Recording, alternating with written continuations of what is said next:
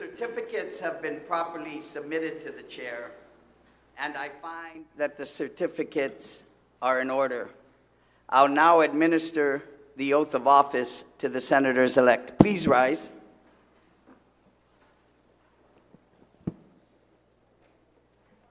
Raise your right hands and repeat after me. I solemnly swear that I will support the Constitution of the United States, the laws of the United States applicable to Guam, and the laws of Guam, and that I will conscientiously and impartially discharge my duties as a senator for the legislature in Guam. Congratulations, senators.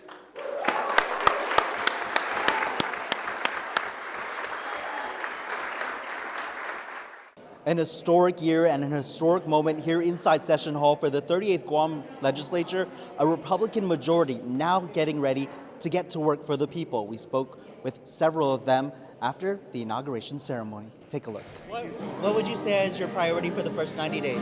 My priority for the first 90 days is, to really push on things that could help the cost of living for the people of Guam. Things like the power credits and essentially increasing the minimum wage, because we got to get our people more money so that they can take care of their families and take care of our island. Because once we get that money out to the working class, that money will be spent and stimulate all of us. We're working on a bill to discuss the management of the hospital, to do a public-private partnership, and we're going to follow up on some of the other land and health issues that we were working on before as well. I'm going to focus still on making sure that I pursue the bills that I've introduced on the last term, and making sure, and hopefully it'll be heard. And that's dealing with the Guam Land Use Commission, square away the issues with the hospital and the health issues, and pursue the vape bill. The vape bill we introduced last time. Now we're going to put what was identified by the governor's office that needs to be amended, we're going to put it in the bill and then submit it. We'll definitely meet with all the agencies and departments and areas in which I cover as the committee chair. So I'm pretty well heavily stacked. I have judiciary, which I had the opportunity to meet with Chief Justice, to speak with him. I will have a meeting all this week with people like the Attorney General's office. I have military buildup, so I'm looking forward to speaking with the military Joint Region Marianas. As well as Department of Labor, and there's a lot of things going on in Department of Labor, and I'd like to have an oversight right away, just to clear some things up. GITA, of course, our economic driving engine, GITA, so it's important to meet with them and discuss what their initiatives are and what I can do to help. And these meetings are just meet and greet, but it's for them to realize that I'm here to help them, to make their agencies better and do what I can to assist them. So other than that, and just be tello, call out the bad guys. I'm still going to be there to call out the bad guys. I mean, who else is going to do it? Right. I'm sure I'm going to give media a lot of sound bites, and whether it's on the Republican or Democrat side. And I work for the people of Guam. I don't work for the party. I work for the people of Guam. So hopefully there's not going to be too many shenanigans like it has been in the past. And that it will go smooth. And that's what I'm praying for.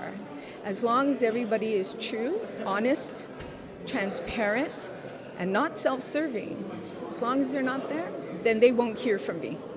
Well, you know what, I'm hoping to accomplish it in the first 90 days, but it's going to be something that's pretty complicated because I'm really looking as, of course, the oversight chair for transportation, which includes, of course, the airport, the Port Authority, and, of course, ground transportation. But I'm really looking forward to working with my colleagues to open up Guam as economic trade-free zone. And that is going to, with the Trump tariff situation that's probably going to kick in, Yeah, I want to make sure that we take the advantage of our situation in regards to of not being a state, but we can be a free trade zone. So that I'm looking forward. I'm hoping it'll be 90 days, but probably it's going to be a little longer than that. But I definitely want to make sure that we bring in another source of great income here for the people of Guam. So an economic free trade zone will be something that I'm really want to be working with my colleagues to accomplish. Well, once we start getting settled in, we want to go ahead and start moving forward with our resolution, our bills, and start getting the committee to move forward and hopefully get everybody online, so that once we're in place, then as we move along, we're going to be able to get our legislature working. It's going to be quick, and I know that even the priorities with me, it's just like the committees that I held with land and infrastructure. We want to see what we can do. I mean, you heard that one incident about the racing. You know, we want to see what we can do to solve that issue with the Chamorro Land Trust and the association. We need to get something down so that we can get these people into a safe environment so that they can do their drag racing. But yeah, definitely, we're going to do all we can to keep our island moving forward. In the first 90 days, obviously, we're going to hit the road like running, and I'm going to focus in all my committees. As you know, all my committees are the committees with a heart. So we're going to take care of our children, our manangkus, our women, and basically our whole population here in Guam. And I will be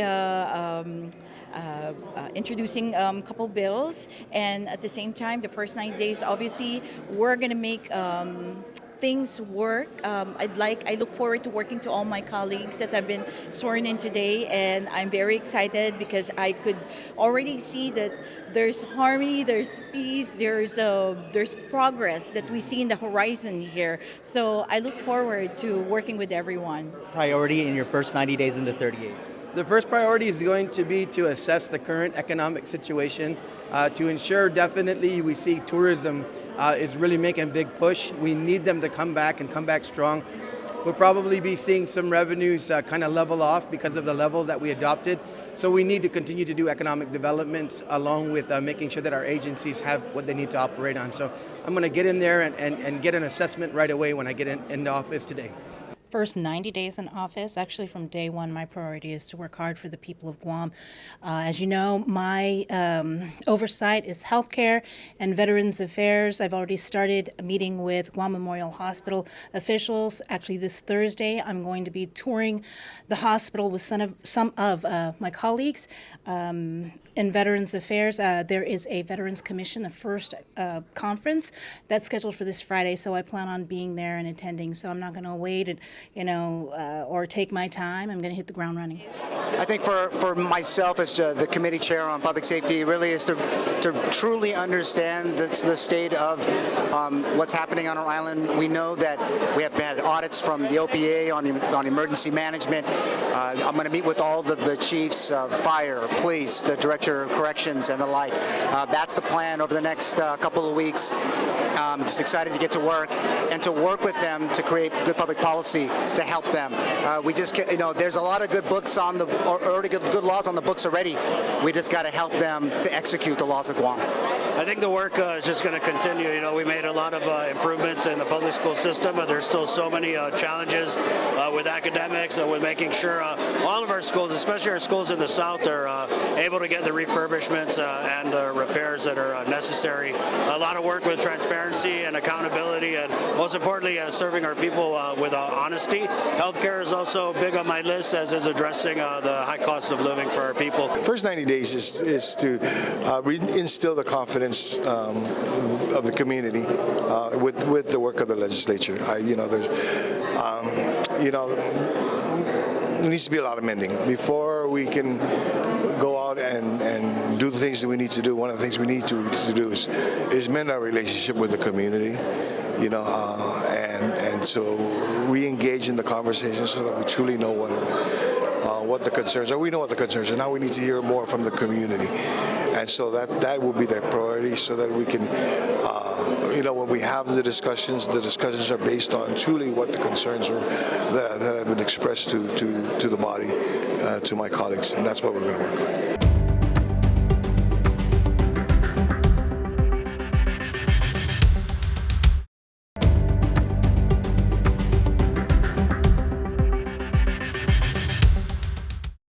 How do you plan to work with this legislature with a Republican majority?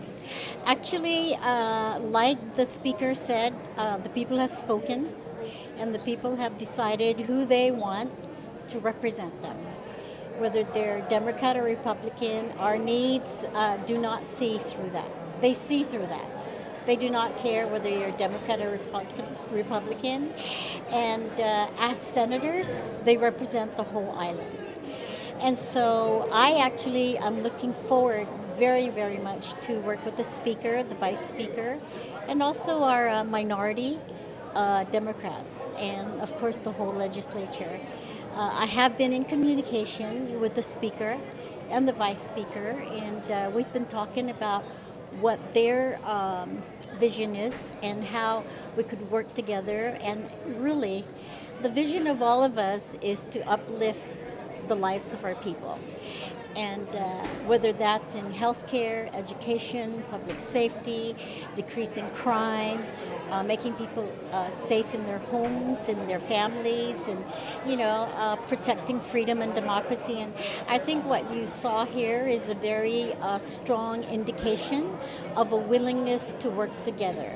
If you followed the speaker's speech, he definitely was talking about the importance of a community to come together for the good of our people. And that certainly has been our administration's philosophy from the very beginning. And it's actually refreshing. And I look forward to some really good things. And I look forward for good, healthy policy debates on the floor. I look forward for more respect, decorum, and really listening and talking to each other about ideas and policies that we can all work together and send forward for the good of our people. I'm very excited about healthcare. I'm very excited about the hospital. I've been talking to the speaker and the vice speaker, and they've said that the decision has been made to build it in Manila, and they're going to move forward in support of our construction of the hospital. 6 days into the new year, ARP was the discussion leading into the top of the year. So where are we with that? We have all now totally obligated all of ARP. So we're not losing it? No, we met the deadline. Actually, we met it before the deadline, and we've worked very closely with all of our agencies. We work very closely with all individuals and organizations that have had ARP, and whatever we moved forward, we moved forward for the hospital also. There's about $104 million that is obligated for the hospital, and what that is going to be used for is to lay down the preparatory work for the construction. We'll go out for bid for an A&E. We'll go out probably for bid for a project manager. And it's looking really good. It's looking really good for the people of Guam. So by obligated, you mean it's just been allocated for? It's obligated with contracts and assignments and tasks and so forth. That's the federal requirement. It's not just I'm allocating it to you. I'm allocating it to you for the hospital. I'm allocating it to you for infrastructure. I'm allocating it to you to bring in water, power, and utilities. Yes. What procurement has gone out in order to get some of those services? There's been agreements made with GITA and other agencies, and that holds up in the requirements of obligation.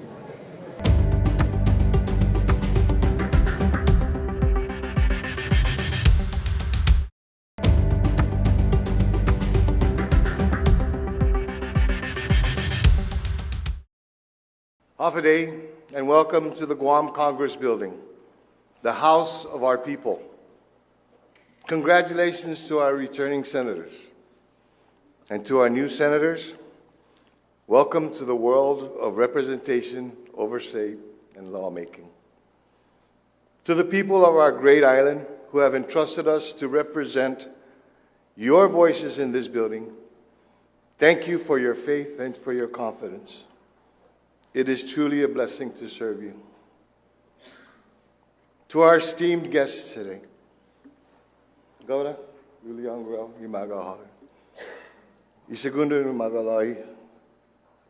Lieutenant Governor Josh Noyo, Chief Justice Robert Torres. Presiding Judge, Alberto Lamarena, and the judiciary. Thank you. To our President of the Mayor's Council of Guam, Mayor Jesse Alec, and to all the mayors and the vice mayors that are here today.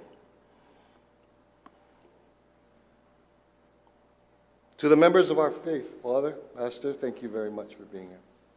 To our Attorney General of Guam, Attorney Doug Moylan, thank you. To our partners in military, the military commands, thank you very much for being here. General Mike Cruz, thank you as well. To the members of our Consulate Corps, the Consul Generals of our different neighboring islands, thank you very much for being here. To Governor Joseph Ada, Governor Felix Camacho, Speaker Judy Wampat, thank you. To our Public Auditor, Sir DJ Cruz, thank you, sir, for being here. To our regional partners, our partners that are from the Commonwealth of the Northern Marianas, thank you, Mr. Speaker, thank you, Senator, thank you for being here. And from the Federated States of Micronesia, thank you as well. To our other dignitaries who I failed to mention, and I am sorry, I am so nervous. I'm just going by sight. Thank you very much for being here. We are grateful for your presence here today, and it will be an honor to work alongside you for the betterment of our island and our region. To our spouses, our significant others, our parents, our family members, and close friends, thank you as well for being here. But most importantly, thank you for allowing my colleagues and me to serve our island. Those who will work in this chamber make up a body that is the people's voice. We are a government of the people, by the people, and for the people, a concept upon which our island and our nation was built. And within our government, it is the legislature that has the honor and the responsibility to represent all people. The re-elected and newly elected members of Iminay Trento Otsu na Legislature ng Guahan on both sides of the aisle got involved in public service because we all want to make our island a better place. As we begin this term, there are many important issues that we must address together. We must make our island more affordable, with everything from housing to healthcare. We must work to ensure everyone has opportunity. Opportunity for education and a safer community. Opportunity for a good paying job and that can support individuals and their families. Opportunity for a happy, healthy, prosperous life for all members of our community. This is our opportunity to work together to provide these opportunities. This is our opportunity to ensure that government works for the people, not the other way around. We must strive to produce a government that works with our people, not over them. To stand by their side, not right on their backs. Our government can and must provide these opportunities, not smother it. It must foster productivity, not stifle it. And how do we do this? Well, first we must heed the words of the automaker Henry Ford, who once said, quote, "Coming together is the beginning. Keeping together is progress. Working together is success," unquote. I want to tell you a little story. In April 2001, a young boy living in Japan had wished to come to Guam to see dolphins jumping in the ocean. The challenge the boy and his family had faced was he was stricken with severe muscular dystrophy that confined him to a modified stretcher and breathing apparatus. His longing to see dolphins in their natural habitat was made known to the Make-A-Wish Foundation of Japan. They, in turn, reached out to the Make-A-Wish Foundation of Guam for assistance in granting the wish, and the process was set in motion. The first challenge was to identify the timeline when the wish was to take place. Because of his ailment, there were restrictions in sunlight, humidity, and rain that had to be considered. There had to be certain medical equipment on hand in case of an adverse reaction or breathing difficulty. The ominous challenge, though, was flying the boy and his family from Japan to Guam and back because of airline restrictions on the apparatuses needed by the boy because of his medical condition. With a can-do and will-do attitude, the volunteers from both organizations turned over every stone and knocked on every door to make the wish a reality by first bringing the boy to Guam. From the moment they arrived, the boy and his family were surrounded by community members, volunteers, business folks, and students from almost every high school to be with them, entertain them, and just to share the warmth and hospitality that our people have always been known for. The boy was having a wonderful time, and he hadn't yet seen a dolphin. Through the generosity of various businesses, the boy and his entourage were transported from their hotel to the Hagat Marina to board a boat and set out to see the dolphins. But therein lied what was now the greatest challenge. You see, according to the boat captain and crew, they had never seen dolphins at the time of day they had set out to look for them. The boat went towards Yumatak, with the crew scouring the waters to see any signs of dolphins, while the high school kids broke out their guitars and played songs to occupy the boy. I received a call from one of the volunteers on the boat who despondently informed me that after a long search and with the sun setting, there were no sightings of dolphins and they were turning around to head back to the marina. I remember telling the volunteer to take heart that all could have and what could have been done was done. And I was sure that the boy and his family appreciated everything and everyone for the effort. And we hung up.